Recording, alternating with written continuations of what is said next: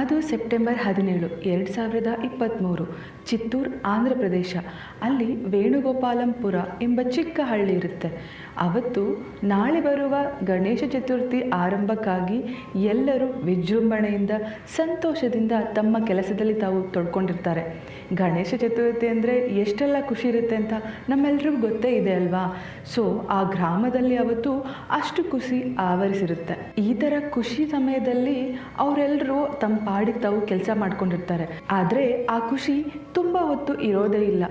ಎಲ್ಲರೂ ಮೌನಕ್ಕೆ ಶರಣಾಗ್ಬಿಡ್ತಾರೆ. ಒಂದು ಕ್ಷಣ ಊರೇ ನಿಶಬ್ದ ಆಗಿಬಿಡುತ್ತೆ.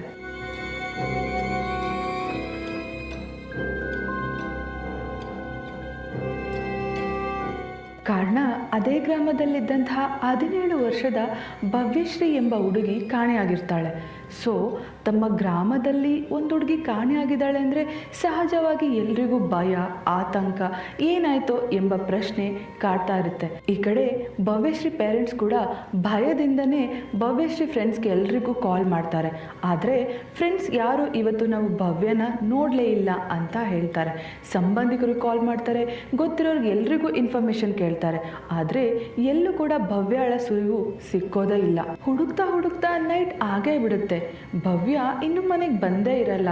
ಈ ಕಡೆ ತಂದೆ ತಾಯಿಗೆ ಎಲ್ಲೋ ಒಂದು ಕಡೆ ಸಣ್ಣ ಧೈರ್ಯ ಇರುತ್ತೆ, ಮಗಳು ಎಲ್ಲೋ ಹೊರಗಡೆ ಹೋಗಿದ್ದಾಳೆ, ಖಂಡಿತ ಅವಳು ಮನೆಗೆ ಬರ್ತಾಳೆ ಅಂತ. ಇದೆಲ್ಲ ಆಗಿ 2 ದಿನ ಕಳೆದೇ ಹೋಗುತ್ತೆ.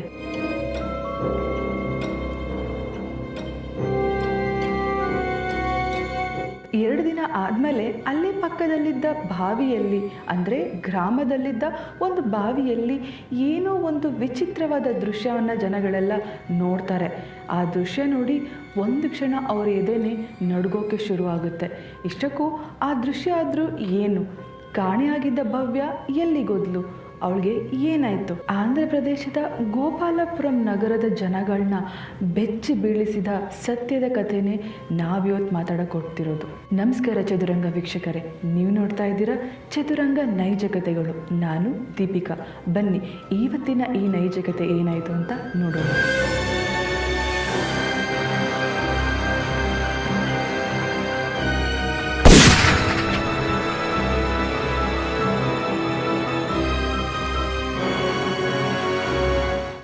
ಪ್ರದೇಶದ ಚಿತ್ತೂರು ಡಿಸ್ಟಿಕ್ನ ಒಂದು ಚಿಕ್ಕ ಹಳ್ಳಿನೇ ಈ ವೇಣುಗೋಪಾಲಂಪುರ. ಆ ಗ್ರಾಮದಲ್ಲಿ ಮುನಿಕೃಷ್ಣಯ್ಯ ಮತ್ತು ಪದ್ಮಾವತಿ ಎಂಬ ದಂಪತಿಗಳಿಗೆ ಜನಿಸಿದ ಹುಡುಗಿನೇ ಈ ಭವ್ಯಶ್ರೀ. ಭವ್ಯಶ್ರೀಗೆ 17 ವರ್ಷ ಆಗಿರುತ್ತೆ. ಅವಳು ಒಂದು ಇಂಟರ್ಮೀಡಿಯೇಟ್ ಸ್ಕೂಲ್ನಲ್ಲಿ ವ್ಯಾಸಂಗ ಮಾಡ್ತಾ ಇರ್ತಾಳೆ. ಆಂಧ್ರ ಪ್ರದೇಶದಲ್ಲಿ ಫಸ್ಟ್ PUC ಮತ್ತು ಸೆಕೆಂಡ್ PUCನ ಇಂಟರ್ಮೀಡಿಯೇಟ್ ಸ್ಕೂಲ್ ಅಂತಲೇ ಕರೀತಾರೆ. ಸೊ ಈ ಸ್ಕೂಲಲ್ಲೇ ತುಂಬ ಚೆನ್ನಾಗಿ ಓದ್ತಾ ಇರೋ ಹುಡುಗಿನೇ ಈ ಭವ್ಯಶ್ರೀ. ತನ್ನ ತಂದೆ ತಾಯಿ ಜೊತೆಗೆ ಆರಾಮಾಗಿ ಖುಷಿಯಿಂದನೇ ಭವ್ಯಶ್ರೀ ಯಾವಾಗಲೂ ನಗುಮುಖದಿಂದ ಇರ್ತಾಳೆ. ಇಷ್ಟಕ್ಕೂ ಅವಳಿಗೆ ಕಲ್ಚರಲ್ ಆಕ್ಟಿವಿಟೀಸ್ ಅಂದರೆ ತುಂಬ ಇಷ್ಟ ಆಗಿರ್ತದೆ. ಅವತ್ತು ಸೆಪ್ಟೆಂಬರ್ 17 ಸಂಡೇ ಆಗಿರೋ ಕಾರಣ ತನ್ನ ಸ್ನೇಹಿತೆಯನ್ನು ನೋಡ್ಕೊಂಡು ಬರ್ತೀನಿ ಅಂತ ಅಪ್ಪ ಅಮ್ಮನಿಗೆ ಹೇಳಿನೇ ಮನೆಯಿಂದ ಹೊರಡ್ತಾಳೆ. ಈ ಕಡೆ ತಂದೆ ತಾಯಿಗಳು ಎಂದಿನಂತೆ ಫ್ರೆಂಡ್ಸ್ನ ನೋಡೋಕೆ ಹೋಗ್ತಾ ಇದ್ದಾಳಲ್ಲ, ವಾಪಸ್ ಬರ್ತಾಳೆ ಅನ್ನೋ ಕಾನ್ಫಿಡೆಂಟಲ್ಲೇ ಅವಳನ್ನ ಮನೆಯಿಂದ ಆಚೆ ಕಳಿಸ್ತಾರೆ. ಆದರೆ ಸಂಜೆ ಹೊತ್ತಾದರೂ ಭವ್ಯಶ್ರೀ ಮನೆಗೆ ಬಂದಿರೋದೇ ಇಲ್ಲ. ಗಾಬರಿಗೊಂಡ ಪ್ಯಾರೆಂಟ್ಸ್ ಅಕ್ಕಪಕ್ಕದಲ್ಲಿರುವ ಊರಿನ ಜನಕ್ಕೆ ಎಲ್ರಿಗೂ ಇನ್ಫಾರ್ಮ್ ಮಾಡ್ತಾರೆ. ಎಲ್ಲರೂ ಕೂಡ ಭವ್ಯನ ಊರು ತುಂಬ ಹುಡುಕ್ತಾರೆ. ಬಟ್ ಭವ್ಯನ ಸುಳಿವು ಎಲ್ಲೂ ಸಿಕ್ಕೋದೇ ಇಲ್ಲ. ಇನ್ನು ತಡ ಮಾಡೋದು ಬೇಡ ಅಂತ ಹೇಳಿ ಆ ಹುಡುಗಿಯ ತಂದೆ ತಾಯಿ ಇಬ್ಬರು ಪೊಲೀಸ್ ಸ್ಟೇಷನಿಗೆ ಹೋಗಿ ಕಂಪ್ಲೇಂಟ್ ಕೂಡ ರೈಸ್ ಮಾಡ್ತಾರೆ. ಈ ಥರ ಮಿಸ್ಸಿಂಗ್ ಆದರೆ ಒಂದು ಗೋಲ್ಡನ್ ಟೈಮ್ ಅಂತ ಇರುತ್ತೆ. ಸೊ ಆ ಗೋಲ್ಡನ್ ಟೈಮಲ್ಲೇ ಯಾರಾದರೂ ಮಿಸ್ ಆಗಿರೋರನ್ನ ಕಂಡುಹಿಡಿದ್ರೆ ಅವರು ಜೀವಂತವಾಗಿ ಸಿಗ್ತಾರೆ. ಕಂಪ್ಲೇಂಟ್ ರೈಸ್ ಮಾಡ್ಕೊಂಡ ಪೊಲೀಸರು ಇನ್ವೆಸ್ಟಿಗೇಷನ್ನ ಲೇಟಾಗಿ ಶುರು ಮಾಡಿದ್ರು. ಇನ್ವೆಸ್ಟಿಗೇಷನ್ನೇ ಶುರು ಮಾಡಿಲ್ಲ ಅಂತ ಭವ್ಯನ ತಂದೆ ತಾಯಿಗಳು ಆರೋಪ ಮಾಡ್ತಾರೆ. ಆದರೆ ಪೊಲೀಸರು ಇಲ್ಲ, ನಾವು ಆಲ್ರೆಡಿ ಇನ್ವೆಸ್ಟಿಗೇಷನ್ನ ಶುರು ಮಾಡಿದ್ದೀವಿ, ಭವ್ಯನ ಹುಡುಕ್ತಾ ಇದ್ದೀವಿ ಅಂತ ಹೇಳ್ತಾರೆ. ಇಷ್ಟಕ್ಕೂ ಸ್ನೇಹಿತೆಯನ್ನು ನೋಡ್ಕೊಂಡು ಬರ್ತೀನಿ ಅಂತ ಹೊರಗಡೆ ಹೋದ ಭವ್ಯಗೆ ಏನಾಯಿತು? ಅವಳು ಎಲ್ಲಿಗೋದ್ಲು? ತಂದೆ ತಾಯಿಗೆ ಎಲ್ಲಿಲ್ಲದ ಆತಂಕ ಶುರು ಆಗುತ್ತೆ, ಬೇಜಾರಾಗುತ್ತೆ. ವಿಜೃಂಭಣೆಯಿಂದ ನಡೀತಾ ಇರುವಂತಹ ಗಣೇಶ ಚತುರ್ಥಿ ಹಬ್ಬ ದಿನ ನಮ್ಮ ಮಗಳಲ್ಲಿ ಕಾಣೆಯಾದ್ಲು. ದೇವ್ರೆ, ನಮ್ಮ ಮಗಳಿಗೆ ಯಾವುದೇ ರೀತಿ ತೊಂದರೆ ಆಗದೆ ಆರೋಗ್ಯವಾಗಿಯೇ ಜೀವಂತವಾಗಿಯೇ ಮನೆಗೆ ಬರಲಿ ಅಂತ ಪ್ರಾರ್ಥನೆ ಮಾಡ್ಕೋತಾರೆ. ವಯಸ್ಸಿಗೆ ಬಂದಿರೋ ಹುಡುಗಿ ಈ ಥರ ಕಾಣೆಯಾದರೆ ಯಾವ ತಂದೆ ತಾಯಿಗಳಾದರೂ ಮನೇಲಿ ನೆಮ್ಮದಿಯಾಗಿರೋಕ್ಕೆ ಸಾಧ್ಯನಾ? ಸೊ ಇಲ್ಲಿ ಒಂದು ವಿಚಾರ ನಾವು ಅಬ್ಸರ್ವ್ ಮಾಡಬೇಕು. ಹೌದು, ಇವಾಗ ನಿಮ್ಮ ತಲೆಯಲ್ಲಿ ಏನು ನೋಡ್ತಾ ಇದೆಯೋ ನಾನು ಅದನ್ನೇ ಹೇಳೋಕೆ ಬಂದಿರೋದು. ಪ್ರಾರ್ಥನೆ ಮಾಡಿದ ಭವ್ಯನ ತಂದೆ ತಾಯಿಗಳಿಗೆ ದೇವರೇನೋ ವರ ಕೊಟ್ಟ, ಆದರೆ ದೇವರು ವರ ಕೊಟ್ಟಿದ್ದು ಭವ್ಯ ಮನೆಗೆ ಬರಲಿ ಅಂತ, ಆದರೆ ಜೀವಂತವಾಗಿ ಬರಲಿ ಅಂತ ಅಲ್ಲ. ಭವ್ಯ ಕಾಣೆಯಾಗಿ 2 ದಿನ ಆಯಿತು. ಈ ಕಡೆ ಊರಿನ ಜನರೆಲ್ಲರೂ ಗಣೇಶ ವಿಸರ್ಜನೆ ಮಾಡಬೇಕು ಅಂತ ಅದೇ ಗ್ರಾಮದಲ್ಲಿದ್ದ ಒಂದು ಬಾವಿ ಹತ್ರ ಗಣೇಶನ ವಿಗ್ರಹವನ್ನು ತಗೊಂಡು ಹೋಗೋಕೆ ಶುರು ಮಾಡ್ತಾರೆ. ಇಷ್ಟಕ್ಕೂ ಗಣೇಶನ ಹಬ್ಬ ಮಾಡುವಾಗ ಯುವಕರೇ ಅಲ್ವಾ ಯಾವಾಗಲೂ ಮುಂದೆ ಇರೋದು. ಸೊ ಯುವಕರು ಎಲ್ಲರೂ ಮುಂದೆ ಮುಂದೆ ಹೋಗ್ತಾ ಇರ್ತಾರೆ. ಹೋಗುವ ಸಮಯದಲ್ಲಿ ಅಲ್ಲೇ ಪಕ್ಕದಲ್ಲಿ ಅವರಿಗೆ ಒಂದು ಕೆಟ್ಟ ವಾಸನೆ ಬಡಿಯೋಕ್ಕೆ ಶುರುವಾಗುತ್ತೆ. ಏನಿದು ಕೆಟ್ಟ ವಾಸನೆ, ಎಲ್ಲಿಂದ ಬರ್ತಾ ಇದೆ ಅಂತ ಆ ವಾಸನೆ ಬರೋ ಜಾಗನ ಹಿಡ್ಕೊಂಡು ಹೋದ ಹುಡುಗರಿಗೆ ಕಂಡಿದ್ದೆ ಒಂದು ಆಶ್ಚರ್ಯ ಸಂಗತಿ.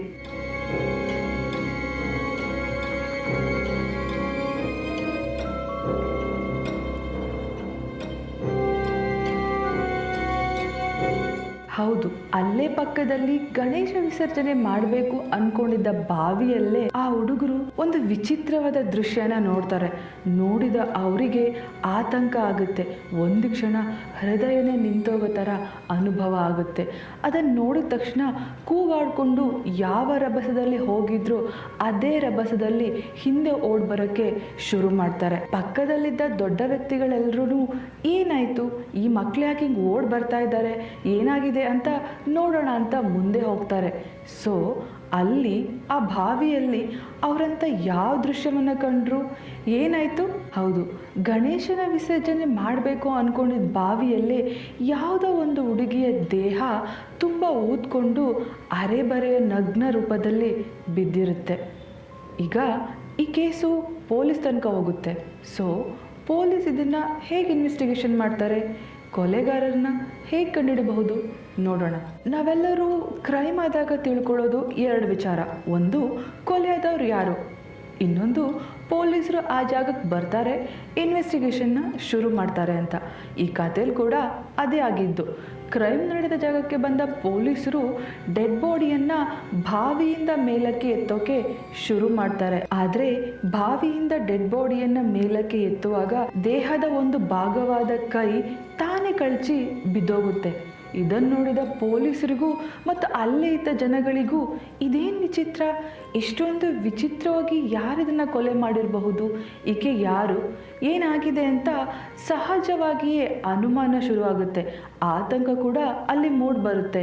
ಡೆಡ್ ಬಾಡಿನ ಮೇಲಕ್ಕೆ ಎದ್ದವರು ಈ ಕಡೆ ಭವ್ಯಶ್ರೀ ತಂದೆ ತಾಯಿಗೆ ಇನ್ಫಾರ್ಮ್ ಮಾಡ್ತಾರೆ, ಒಂದು ವೇಳೆ ಈ ದೇಹ ಅವ್ರ ಮಗಳದೇ ಆಗಿರಬಹುದಾ ಅಂತ. ಪಾಟಿಗೆ ಬಂದ ಭವ್ಯಶ್ರೀ ತಂದೆ ತಾಯಿಗಳು ದೇಹವನ್ನು ನೋಡಿ ಇದು ನಮ್ಮ ಮಗಳ ದೇಹನೇ ಅಲ್ಲ, ಇವಳು ನಮ್ಮ ಮಗಳಲ್ಲ ಅಂತ ಹೇಳ್ತಾ ದೂರ ನಿಂತ್ಕೋತಾರೆ. ಆದರೆ ಇಲ್ಲಿ ಸತ್ತಿದ್ದೇ ಭವ್ಯಶ್ರೀ.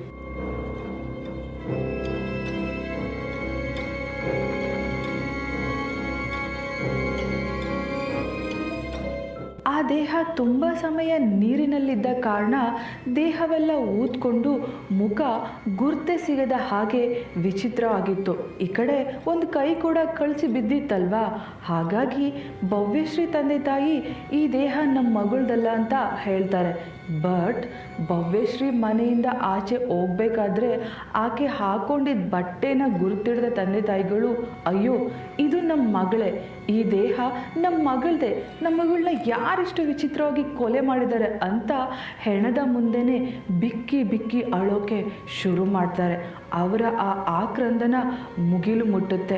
ಇಷ್ಟಕ್ಕೂ ವಯಸ್ಸಿಗೆ ಬಂದ ಹುಡುಗಿನ ಈ ರೀತಿ ವಿಚಿತ್ರವಾಗಿ ಕೊಲೆ ಮಾಡುವಂತಹ ದ್ವೇಷ ಯಾರಿಗಿದೆ ಅಂತ ಅಕ್ಕಪಕ್ಕದವ್ರು ಎಲ್ಲರೂ ಕೂಡ ಒಂದು ಕ್ಷಣ ಗಾಬರಿಯಿಂದ ಯೋಚನೆ ಮಾಡ್ತಾರೆ. ಇಲ್ಲಿ ಭವ್ಯಶ್ರೀ ತಂದೆ ತಾಯಿಗಳಿಗೆ ಮಾತ್ರ ನೋವಾಗಲ್ಲ, ಪಕ್ಕದಲ್ಲಿದ್ದ ಎಲ್ಲ ಜನರಿಗೂ ಹಾಗೂ ಈ ವಿಡಿಯೋ ನೋಡ್ತಾ ಇರುವ ನಿಮಗೂ ಕೂಡ ನೋವಾಗುತ್ತೆ. ಬಿಕಾಸ್ ಇವತ್ತು ಭವ್ಯಶ್ರೀ, ನಾಳೆ ಇನ್ಯಾರೋ, ನಮ್ಮಲ್ಲಿ ಯಾರೋ ಅಥವಾ ನಾವೇನೋ. ಅನ್ನೋ ಆತಂಕ, ನೋವು ಕಣ್ಮುಂದೆ ಬರುತ್ತೆ ಅಲ್ವಾ? ಯಾಕಂದರೆ ನಾವು ಕೂಡ ಹೆಣ್ಮಕ್ಳೇ ಅಲ್ವಾ? ನಮ್ಮ ಮನೇಲೂ ಹೆಣ್ಮಕ್ಳಿದಾರಲ್ವಾ? ವಿಚಿತ್ರವಾಗಿ ಕೊಲೆ ಮಾಡೋರಿಗೆ ಅಷ್ಟು ಧೈರ್ಯ ಇದೆ ಅಂದರೆ ಅದನ್ನು ಸಹಿಸ್ಕೊಳ್ಳೋವಂತಹ ಧೈರ್ಯ ನಮ್ಮಲ್ಲಿ ಯಾರಿಗೂ ಇರಲ್ಲ. ಯಾಕಂದರೆ ಪ್ರಾಣದ ಬೆಲೆ ತುಂಬ ಜಾಸ್ತಿ ಅಲ್ವಾ? ಅದಕ್ಕೆ ಇತ್ತ ಪೊಲೀಸರು ಭವ್ಯಶ್ರೀ ದೇಹವನ್ನು ಪೋಸ್ಟ್ ಮಾರ್ಟಮ್ಗೆ ಕಳಿಸ್ತಾರೆ. ನಾರ್ಮಲ್ ಆಗಿ ಕೊಲೆ ಆದರೆ, ಬೇರೇನಾದರೂ ಆದರೆ ಫಸ್ಟು ನಮಗೆ ನೆನಪಾಗೋದು post mortem and post mortem ರಿಪೋರ್ಟೇ ಅಲ್ವಾ?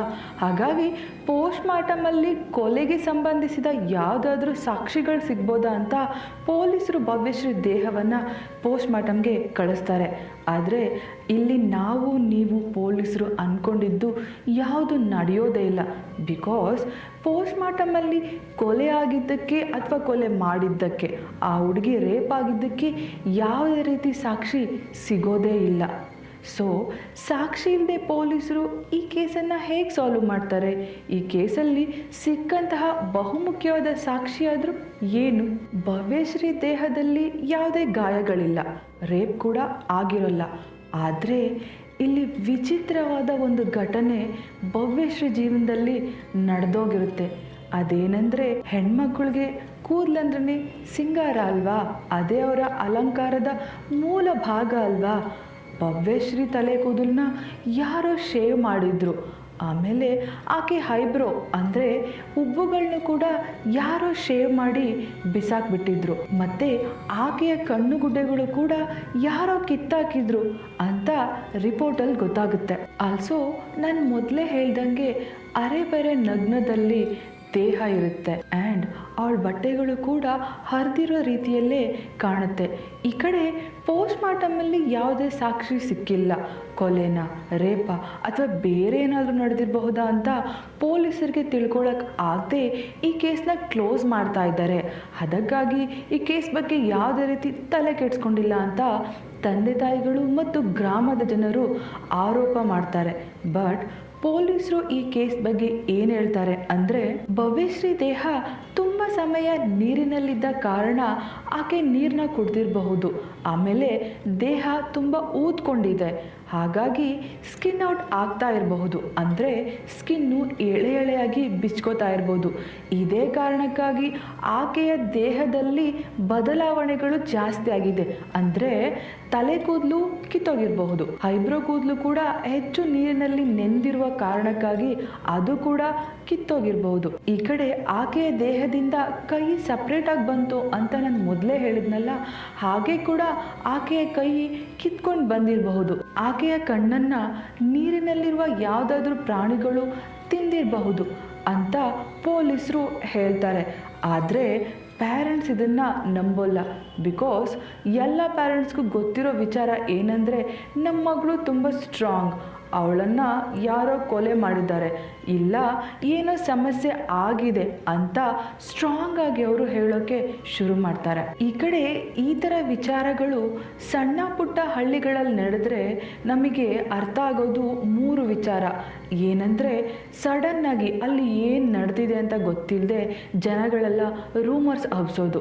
ಈ ಕಡೆ ಸಣ್ಣ ಪುಟ್ಟ ಹಳ್ಳಿಗಳಲ್ಲಿ ಈ ಥರ ಯಾವುದಾದ್ರೂ ಒಂದು ಘಟನೆ ನಡೆದ್ರೆ ನಾವು ಕೆಲವೊಂದು ವಿಚಾರಗಳನ್ನ ಅಬ್ಸರ್ವ್ ಮಾಡಬೇಕು. ಅದೇನಂದರೆ, ಕೊಲೆ ಹೇಗಾಗಿರುತ್ತೆ, ಅಲ್ಲೇನು ನಡೀತು ಅಂತ ಗೊತ್ತಿಲ್ಲದೆ ಗ್ರಾಮದ ಜನರೆಲ್ಲರೂ ತಮ್ಮದೇ ಆದ ಆಲೋಚನೆ ಮೇಲೆ ವಿಚಾರಗಳನ್ನ ಹಬ್ಸೋಕೆ ಶುರು ಮಾಡ್ತಾರೆ. ಮೇ ಬಿ ಅವಳಿಗೆ ಯಾರೋ ಲವರ್ಸ್ ಇರ್ಬೋದು, ಅವನೇ ಇವಳನ್ನ ಕೊಲೆ ಮಾಡಿರ್ಬೋದು, ಇಲ್ಲ ಯಾರೋ ರೇಪ್ ಮಾಡಿ ಬಿಸಾಕಿರ್ಬೋದು, ಇಲ್ಲ ಸೂಸೈಡ್ ಮಾಡ್ಕೊಂಡಿರ್ಬೋದು, ಅನಾರೋಗ್ಯ ಆಗಿರ್ಬೋದು. ಈ ಥರ ವಿಚಾರಗಳನ್ನ ಗೊತ್ತಿದ್ದು ಗೊತ್ತಿಲ್ಲದೇನೋ ಹಳ್ಳಿಲಿರೋ ಜನಗಳೆಲ್ಲ ಹಬ್ಸೋಕೆ ಶುರು ಮಾಡ್ತಾರೆ. ಈ ವಿಚಾರಗಳನ್ನ ಕೇಳಿದ ಭವ್ಯಶ್ರೀ ತಂದೆ ತಾಯಿಗಳಿಗೆ ಬೇಜಾರಾಗುತ್ತೆ. ಇಷ್ಟಕ್ಕೂ ಏನು ನಡೆದಿದೆ ಅಂತ ಇನ್ನೂ ನಮಗೆ ಸರಿಯಾಗಿ ಮಾಹಿತಿ ಬಂದೇ ಇಲ್ಲ. ಆದರೂ ಜನಗಳೆಲ್ಲ ಹೀಗೆ ಮಾತಾಡ್ತಾ ಇರೋದು ತುಂಬಾ ಬೇಜಾರಾಗ್ತಿದೆ ಅಂತ ಒಂದು ಕಡೆ ಮಗಳನ್ನ ಕಳ್ಕೊಂಡಿರೋ ನೋವು, ಇನ್ನೊಂದು ಕಡೆ ತಮ್ಮದಲ್ಲದ ತಪ್ಪಿಗೆ ತಾವು ಕೇಳ್ತಾ ಇರೋ ಮಾತುಗಳು, ಇವನ್ನೆಲ್ಲ ಸಹಿಸ್ಕೊಂಡು ಭವ್ಯಶ್ರೀ ತಂದೆ ತಾಯಿಗಳು ಆ ದಿನ ಅದು ಹೇಗೆ ಬದುಕಿದ್ರು ಆ ದೇವ್ರಿಗೆ ಗೊತ್ತು ಅಲ್ವಾ. ಈಗ ಟೆಕ್ನಾಲಜಿ ತುಂಬ ಮುಂದುವರೆದಿದೆ ಅಲ್ವಾ. ಒಂದು ಸಣ್ಣ ವಿಚಾರನ ಕ್ಷಣ ಮಾತ್ರದಲ್ಲಿ ಇಡೀ ಪ್ರಪಂಚಕ್ಕೆ ನಾವು ಹಬ್ಬಿಸ್ಬೋದು. ಆ ಥರನೇ ಭವ್ಯಶ್ರೀ ವಿಚಾರ, ಭವ್ಯಶ್ರೀ ಕೊಲೆ ಆಗಿದ್ದು, ಭವ್ಯಶ್ರೀಯ ದೇಹ ಎಲ್ಲಿ ಸಿಕ್ತು ಅಂತ ಪೋಸ್ಟ್ ಮೇಲೆ ಪೋಸ್ಟ್ ಆಗ್ತಾ ಸೋಷಿಯಲ್ ಮೀಡಿಯಾದಲ್ಲಿ ಚರ್ಚೆಗೊಳಗಾಗುತ್ತೆ. ತಮ್ಮ ಅವಶ್ಯಕತೆಗಳಿಗೋಸ್ಕರ ಆಕೆ ಪೋಸ್ಟರ್ನ ಯೂಸ್ ಮಾಡಿಕೊಂಡು ಏನೇನೋ ವಿಚಿತ್ರವಾದ ಕಥೆನ ಬರೆಯೋಕ್ಕೆ ಶುರು ಮಾಡ್ತಾರೆ. ಅದರಲ್ಲಿ ತೆಲುಗಿನ ಯೂಟ್ಯೂಬ್ ಚಾನಲ್ ಆದ ಸುಮನಾ ಟಿವಿ ಇನ್ಫಾರ್ಮೇಶನ್ ಎಂಬ ಟಿವಿಯಲ್ಲಿ ಮಾಧವಿ ಅವರು ಹೇಳಿರೋ ವಿಚಾರಗಳು ಇದು. ಈ ತೆಲುಗು ಟಿವಿ ಆಂಕರ್ ಹೇಳುವ ಪ್ರಕಾರ ಭವ್ಯಶ್ರೀ ಕೇಸ್ನಲ್ಲಿ 2 ವಿಚಾರಗಳನ್ನ ನಾವು ಅಬ್ಸರ್ವ್ ಮಾಡಬೇಕು. ಅದೇನಂದ್ರೆ, ತಂದೆ ತಾಯಿಗಳು ಮತ್ತು ಗ್ರಾಮದ ಜನರು ಹೇಳುವ ಪ್ರಕಾರ ಭವ್ಯಶ್ರೀಗೆ 4 ಜನ ಹುಡುಗರು ಅಟ್ ಅ ಟೈಮ್ ಪ್ರಪೋಸ್ ಮಾಡ್ತಾರೆ. ಅವಳಿಗೆ ಕಾಲ್ ಮೆಸೇಜ್ ಮಾಡಿ ಅವಳ ಹಿಂದೆ ಸುತ್ತಿ ಈ 4 ಹುಡುಗರು ಆಕೆನ ಪ್ರಪೋಸ್ ಮಾಡ್ತಾರೆ. ಆದರೆ ಭವ್ಯಶ್ರೀ ಒಂದು ಹುಡುಗನ ಪ್ರೀತಿ ಮಾತ್ರ ಆಕ್ಸೆಪ್ಟ್ ಮಾಡಿಕೊಂಡು ಅವನ ಜೊತೆ ಲವ್ ಅಲ್ಲಿರ್ತಾರೆ ಅಂತ. ಅಷ್ಟಲ್ಲದೆ ಭವ್ಯಶ್ರೀ ಆ ಹುಡುಗನನ್ನ ಪದೇ ಪದೇ ಮೀಟ್ ಮಾಡಿ ಎಲ್ಲ ಕಡೆ ಸುತ್ತಾಡ್ತಾ ಇದ್ರು, ಓಡಾಡ್ತಾ ಇದ್ರು, ಒಟ್ಟೊಟ್ಟಿಗೆ ಇರ್ತಾ ಇದ್ರು ಅಂತ ತೆಲುಗು ಟಿವಿ ಯೂಟ್ಯೂಬರ್ ಒಬ್ರು ಹೇಳ್ತಾರೆ.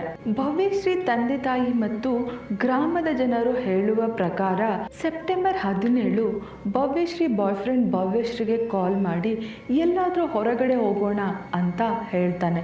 ಅದಕ್ಕೆ ಓಕೆ ಹೇಳಿದ ಭವ್ಯಶ್ರೀ ಆತನ ಜೊತೆಗೆ ಹೊರಗಡೆ ಹೋಗೋಕ್ಕೆ ತಂದೆ ತಾಯಿಗೆ ಫ್ರೆಂಡ್ನ ನೋಡೋಕೆ ಹೋಗ್ತೀನಿ ಅಂತ ಸುಳ್ಳು ಹೇಳಿ ಮನೆಯಿಂದ ಆಚೆ ಹೋಗ್ತಾಳೆ ಅಂತ ಹೇಳ್ತಾರೆ.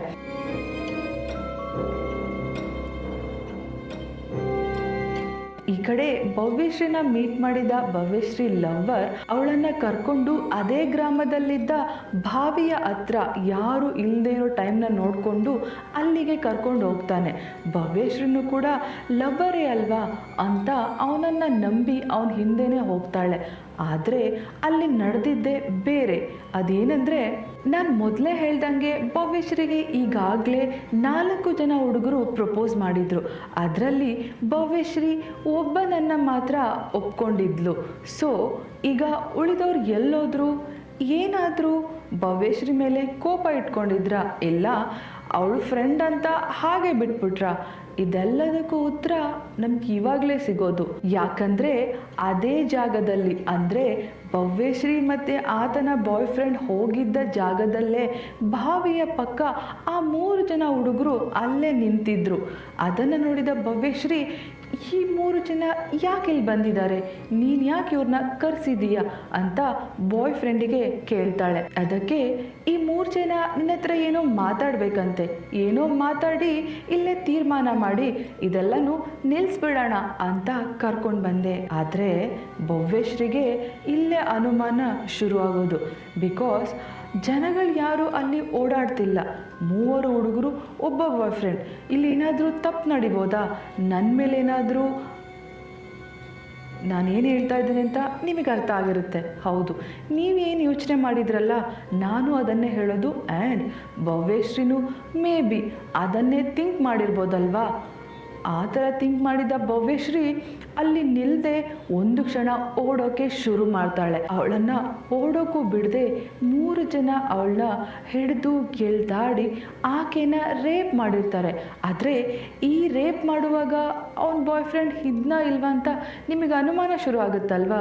ಎಸ್, ಅವನು ಕೂಡ ಸೇರಿಕೊಂಡು ಮೇ ಬಿ ರೇಪ್ ಮಾಡಿರಬಹುದು ಅಂತ ವಿಚಾರಗಳು ಕೇಳಿ ಬರುತ್ತೆ. ಅಷ್ಟೇ ಅಲ್ಲದೆ ಪಾಪಿ ಹುಡುಗರು ರೇಪ್ ಮಾಡೋದು ಅಲ್ಲದೆ ಆಕೆಯ ತಲೆ ಕೂದಲನ್ನ ಶೇವ್ ಮಾಡಿರ್ತಾರೆ. ಆ್ಯಂಡ್ ಆಕೆಯ ಐಬ್ರೋನು ಕೂಡ ಶೇವ್ ಮಾಡಿರ್ತಾರೆ. ಆಮೇಲೆ ಆಕೆಯ ಕಣ್ಗುಡ್ಡೆಗಳನ್ನ ಕಿತ್ತು ಬಿಸಾಕಿದ್ದಾರೆ. ಆಕೆನ ವಿಚಿತ್ರವಾಗಿ ಕೊಲೆ ಮಾಡಿ ಬಾವಿ ಒಳಗಡೆ ಬಿಸಾಕಿದ್ದಾರೆ ಅಂತ ಆಕೆಯ ತಂದೆ ತಾಯಿಗಳು ಮತ್ತು ಗ್ರಾಮದ ಜನರು ಹೇಳ್ತಾ ಇದ್ದಾರೆ ಅಂತ ಇದೇ ತೆಲುಗು ಯೂಟ್ಯೂಬ್ ಚಾನಲ್ನ ಮಾಧವಿ ಅವರು ಸುದ್ದಿ ಒಂದನ್ನು ಕೊಡ್ತಾರೆ. ಸೊ ಈ ವಿಚಾರಗಳೆಲ್ಲ ಹೊರಗಡೆ ಬಂದಂತೆ ಪಬ್ಲಿಕ್ಗೆ ತೀವ್ರ ಆಕ್ರೋಶ ಶುರುವಾಗುತ್ತೆ. ಕೇಸ್ನ ಬೇಗ ಬೇಗ ಕಂಡುಹಿಡಿಬೇಕು, ಇಲ್ಲಾಂದರೆ ಆರೋಪಿಗಳು ತಪ್ಪಿಸ್ಕೊಳ್ಳುವ ಎಲ್ಲ ಚಾನ್ಸಸ್ ಇದೆ ಅಂತ ಪೊಲೀಸರಿಗೆ ಪ್ರೆಷರ್ ಆಗ್ತಾರೆ. ಸೊ ಇದನ್ನು ಗಮನಿಸಿದ ಪೊಲೀಸರು ಕೇಸ್ನ ತೀವ್ರತೆಯನ್ನು ಹೆಚ್ಚಿಸ್ತಾರೆ.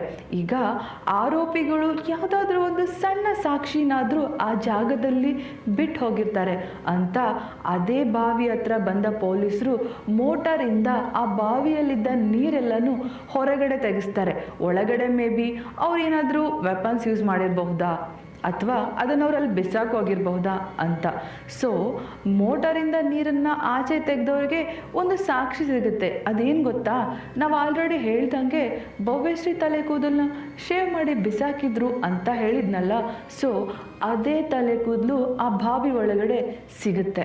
ನಾರ್ಮಲ್ ಆಗಿ ಇದನ್ನು ನೋಡಿದ ಪೊಲೀಸರಿಗೆ ಮೇ ಬಿ ಭವ್ಯಶ್ರೀ ಸೂಸೈಡ್ ಮಾಡ್ಕೊಂಡಿರಬಹುದಾ ಅಥವಾ ಕಾಲ್ ಜಾರಿ ಬಾವಿಗೆ ಬಿದ್ದಿರ್ಬೋದಾ ಅಂತ ಹೇಳ್ತಾರೆ. ಆದರೆ ಭವ್ಯಶ್ರೀ ಅಮ್ಮ ಏನು ಹೇಳ್ತಾರೆ ಅಂದರೆ, ಭವ್ಯಶ್ರೀ ಆ ಥರ ಎಲ್ಲ ಸೂಸೈಡ್ ಮಾಡ್ಕೊಳ್ಳೋ ಹುಡುಗಿನೇ ಅಲ್ಲ, ಅವಳು ತುಂಬ ಧೈರ್ಯವಂತ ಹುಡುಗಿ, ನಮಗೆ ತುಂಬ ಪ್ರೀತಿ ಮಗಳಾಗಿದ್ಲು, ಎಷ್ಟೋ ಸರಿ ನಾವೇ ಕುಗ್ಗಿದಾಗ ನಮಗೆ ಧೈರ್ಯ ತುಂಬಿದಾಳೆ. ಇಷ್ಟಕ್ಕೂ ಭವ್ಯಶ್ರೀ ಯಾಕೆ ಸೂಸೈಡ್ ಮಾಡ್ಕೋಬೇಕು? ಭವ್ಯಶ್ರೀ ನೀರಿನೊಳಗೆ ಬಿದ್ದರೂ ಆಚೆ ಬರುವಂಥ ಶಕ್ತಿ ಆಕೆಗಿದೆ. ಅಂದರೆ ಭವ್ಯಶ್ರೀಗೆ ಈಗಾಗಲೇ ಸ್ವಿಮ್ಮಿಂಗ್ ಅಂದರೆ ಈಜು ಕಲೆ ಚೆನ್ನಾಗೇ ಗೊತ್ತಿರುತ್ತೆ. ಸೊ ನೀರಿನಲ್ಲಿ ಬಿದ್ದ ವ್ಯಕ್ತಿಗಳು ಈಜು ಬರದೇ ಇದ್ದರೆ ನೀರು ಕುಡಿದು ಸಾಯೋದು ನಾರ್ಮಲ್. ಆದರೆ ಈಜು ಬರುವಂತಹ ಯಾವುದೇ ವ್ಯಕ್ತಿ ನೀರಿನಲ್ಲಿ ಬಿದ್ದರೂ, ಇಂತಹ ಬಾವಿಗಳಲ್ಲಿ ಬಿದ್ದರೂ ಅವರು ಸ್ವಲ್ಪ ಟೈಮ್ ಅಷ್ಟೇ ನೀರಿನೊಳಗಿರೋಕ್ಕೆ ಸಾಧ್ಯ. ಯಾಕಂದರೆ ಉಸಿರನ್ನ ಹಿಡಿಯೋಕ್ಕಾಗದೆ ಹೇಗಾದರೂ ಮಾಡಿ ಈಜ್ಕೊಂಡು ಅವ್ರು ಆಚೆ ಬಂದೇ ಬಿಡ್ತಾರೆ. ಸೊ ಭವ್ಯಶ್ರೀಗೆ ಈಜು ಖಂಡಿತ ಚೆನ್ನಾಗೇ ಗೊತ್ತಿರುತ್ತೆ ಅಂದಮೇಲೆ ಆಕೆ ಯಾಕಾದರೂ ಸೂಸೈಡ್ ಮಾಡ್ಕೋತಾಳೆ ಅಲ್ವಾ? ನಾರ್ಮಲ್ ಆಗಿ ಈ ಪ್ರಶ್ನೆ ಎಲ್ರಿಗೂ ಬಂದೇ ಬರುತ್ತೆ. ಇದೇ ಪ್ರಶ್ನೆ ಆವತ್ತು ಭವ್ಯಶ್ರೀ ತಂದೆ ತಾಯಿಗೂ ಮತ್ತು ಗ್ರಾಮದ ಜನರಿಗೂ ಬಂದಿತ್ತು. ಈ ಕೇಸು ಒಂಥರ ವಿಚಿತ್ರ ರೂಪವನ್ನೇ ತಾಳ್ಕೊಳ್ಳುತ್ತೆ. ಬಿಕಾಸ್ ಇಲ್ಲಿ ಭವ್ಯಶ್ರೀ ಹೇಗೆ ಕೊಲೆ ಆದ್ಲು, ಭವ್ಯಶ್ರೀನ ಯಾರು ಕೊಲೆ ಮಾಡಿದ್ರು, ಯಾಕೆ ಕೊಲೆ ಮಾಡಿದ್ರು, ಇದೆಲ್ಲವೂ ಪ್ರಶ್ನೆಯಾಗಿ ಉಳ್ಕೊಂಡಿರುತ್ತೆ. ಯಾಕಂದರೆ ಪೊಲೀಸರು ಹೇಳುವ ಪ್ರಕಾರ ಭವ್ಯಶ್ರೀಯ ದೇಹ ತುಂಬ ಸಮಯ ನೀರಿನಲ್ಲಿದ್ದ ಕಾರಣಕ್ಕಾಗಿ ಆಕೆ ದೇಹದಲ್ಲಿ ಯಾವುದೇ ರೀತಿಯ ಸಾಕ್ಷಿಗಳು ಸಿಕ್ಕಿಲ್ಲ. ಇದು ಕೊಲೆನ ಅಥವಾ ರೇಪ ಅಂತ ಕಂಡುಹಿಡಿಯೋಕ್ಕೆ ತುಂಬ ಕಷ್ಟ ಆಗ್ತಿದೆ. ಹಾಗಾಗಿ ಭವ್ಯಶ್ರೀ ದೇಹದ ಸ್ವಲ್ಪ ಭಾಗವನ್ನು ನಾವು ಪ್ರಿಸರ್ವ್ ಮಾಡಿಟ್ಟಿದ್ದೀವಿ. ಸೊ ಫ್ಯೂಚರಲ್ಲಿ ಯಾವುದಾದ್ರೂ ಒಂದಿನ ಅವಳ ದೇಹದಲ್ಲಿ ಆದ ಬದಲಾವಣೆಗಳಾದರೂ ಹೇಗಾಯಿತು, ಇದು ಕೊಲೆನಾ ಅಥವಾ ರೇಪ ಅಂತ ಗೊತ್ತಾಗೋಕ್ಕೆ ನಮಗೆ ಇದು ಸುಲಭವಾಗುತ್ತೆ ಅಂತ ಪೊಲೀಸರು ಹೇಳ್ತಾರೆ.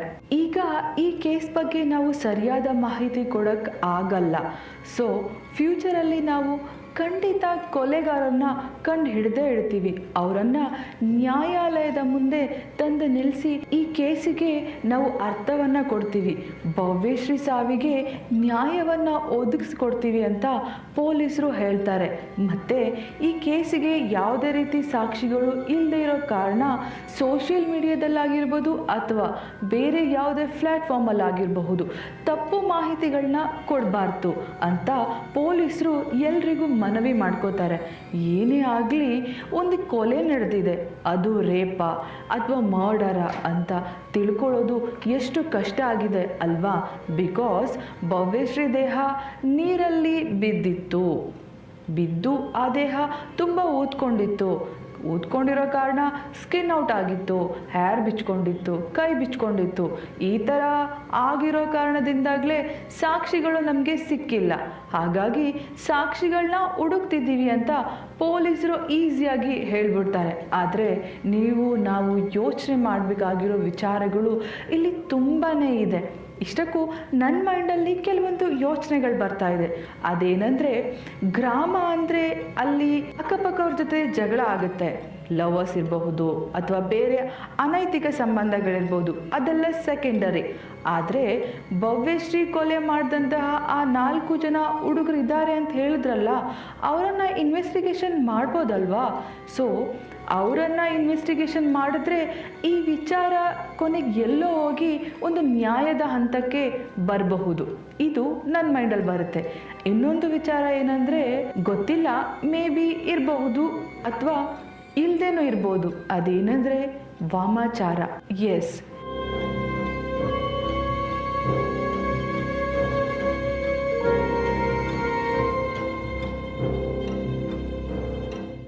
ಈ ವಿಡಿಯೋನ ನೋಡ್ತಾ ಇರುವ ಕೆಲವೊಬ್ಬರಿಗೆ ಮೇ ಬಿ ನಂತರ ಯೋಚನೆಗಳೇ ಬರಬಹುದು. ನನಗೆ ಯಾಕೆ ಈ ಥರ ಯೋಚನೆಗಳು ಬಂತು ಅಂದರೆ, ಒಂದು, ವಾಮಾಚಾರ ಮಾಡಬೇಕಾದ್ರೆ ನಾವು ನೋಡಿರೋ ಪ್ರಕಾರ, I am not sure about it, ದೇಹದಲ್ಲಿ ಆಕೆಯ ಅಥವಾ ಯಾರ ಮೇಲಾದರೂ ವಾಮಾಚಾರ ಮಾಡಬೇಕಾದ್ರೆ ಅವ್ರ ತಲೆ ಕೂದಲು ಬೇಕು ಅಂತ ಹೇಳ್ತಾರೆ, ಆ್ಯಂಡ್ ಬಟ್ಟೆಗಳು ಕೂಡ ಬೇಕು ಅಂತ ಇರ್ತಾರೆ. ಅಂದರೆ ಬಟ್ಟೆಯ ಒಂದು ತುಂಡು ಸಿಕ್ಕಿದ್ರೆ ಸಾಕು, ತಲೆ ಕೂದಲನ್ನ ಒಂದು ತುಂಡು ಸಿಕ್ಕಿದ್ರೆ ಸಾಕು, ವಾಮಾಚಾರ ಮಾಡಬಹುದು ಅಂತ ನಂಬಿಕೆ, ವಾಡಿಕೆ. I am not sure. ಇಲ್ಲೂ ಕೂಡ ಅದೇ ನಡೆದಿತ್ತು. ಬಿಕಾಸ್ ಭವ್ಯಶ್ರೀ ತಲೆಯಲ್ಲಿ ಕೂದಲೇ ಇರಲಿಲ್ಲ, ಆಕೆಯ ಉಬ್ಬು ಕೂಡ ಇರಲಿಲ್ಲ, ಆ್ಯಂಡ್ ಅವರಮ್ಮ ಹೇಳಿರೋ ಪ್ರಕಾರ ಆಕೆಯ ಬಟ್ಟೆಗಳು ಹರಿದಿತ್ತು, ಲೆಗ್ಗಿನ್ಸ್ ಕೂಡ ಇರಲಿಲ್ಲ. ಅಂದರೆ ನಾ ಮೊದಲೇ ಹೇಳ್ದಂಗೆ ಹರೆಬರೆ ನಗ್ನೆಯಲ್ಲಿ ಆಕೆ ಸತ್ ಬಿದ್ದಿದ್ಲು ಅಂತ. ಮೇ ಬಿ ಯಾರಾದರೂ ವಾಮಾಚಾರಕ್ಕೆ ಆಕೆನ ಬಳಸ್ಕೊಂಡು ಕೊಲೆ ಮಾಡಿರಬಹುದಾ ಅನ್ನೋ ಪ್ರಶ್ನೆ ನನಗೆ ಕಾಡ್ತಾ ಇದೆ. ಅದೇನೇ ಆಗಲಿ, ಪೊಲೀಸರು ಯಾಕೆ ಈ ಕೇಸ್ನ ಇಷ್ಟು ಲೇಟ್ ಮಾಡಿದರು? ಸೊ ಆ ನಾಲ್ವರು, ಅಂದರೆ ಭವ್ಯಶ್ರೀನ ಪ್ರಪೋಸ್ ಮಾಡಿದ್ರಲ್ಲ, ಆ ನಾಲ್ವರು ಯಾರಾದರೂ ತುಂಬ ಸ್ಟ್ರಾಂಗ್ ಹ್ಯಾಂಡ್ ಆಗಿರ್ಬೋದಾ? ಸೊ ಆ ಹುಡುಗರ ಮನೆಯಿಂದ ಪೊಲೀಸರಿಗೆ ಪ್ರೆಷರ್ ಹೋಗಿರಬಹುದಾ? ಗೊತ್ತಿಲ್ಲ ಅಲ್ವಾ. ಈ ಕೇಸು ಈಗಲೂ ಕೂಡ ವಿಚಾರಣೆಯಲ್ಲೇ ನಡೀತಾ ಇದೆ. 2023 ಸೆಪ್ಟೆಂಬರ್ 17 ಶುರುವಾದ ಈ ಕೇಸು 2024 ಡಿಸೆಂಬರ್ ಬಂದರೂ ಕನ್ಕ್ಲೂಷನ್ಗೆ ಸಿಕ್ಕಿಲ್ಲ ಅನಿಸುತ್ತೆ.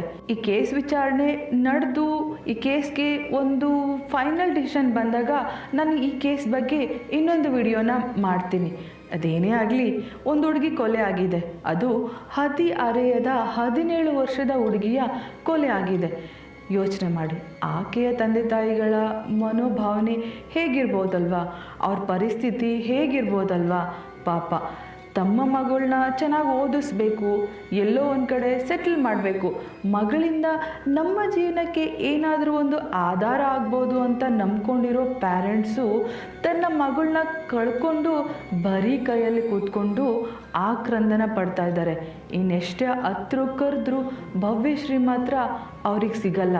ಆದರೆ ಭವ್ಯಶ್ರೀಗಾದ ಅನ್ಯಾಯಕ್ಕೆ ಅಟ್ಲೀಸ್ಟ್ ನ್ಯಾಯ ಆದರೂ ಸಿಗಲಿ ಅಂತ ನಾವೆಲ್ಲ ಪ್ರಾರ್ಥನೆ ಮಾಡೋಣ.